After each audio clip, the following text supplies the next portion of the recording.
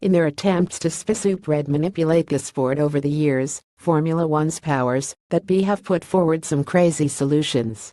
However, the proposed solution to one of the biggest shortcomings of the new formula goes beyond farce and almost into the realms of insanity.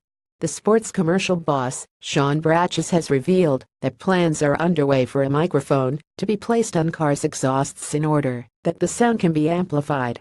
"One of the things that we want to amplify going forward are the sounds of the sport," he told Reuters, "because they are viscerally moving to fans and critically important in all the research that we do."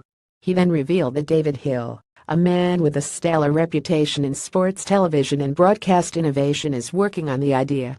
He's working with a German concern to develop a ceramic microphone that we can actually adhere to the exhaust pipe to get the true amplification of sound for fans, said Bratches.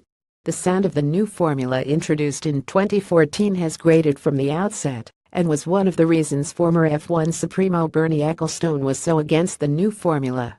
Gene Todt has warned that there is no going back and that hybrid is here to stay, and as a result fans need to get used to a quieter F1. However, for many it was the sound, that certain sound, be it of V12s, FLAT12s, H16s, V8s or V10s, that first attracted them to the sport.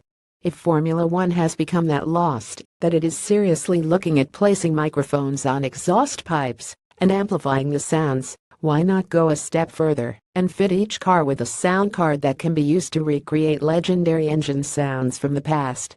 How thrilling to see Sebastian Vettel harrying Lewis Hamilton in Abu Dhabi to the accompaniment of a FLAT12 as they lap Fernando Alonso and his screaming Matra V12. Better still, why not simply fit spoked wheels to the cars and attach playing cards to them?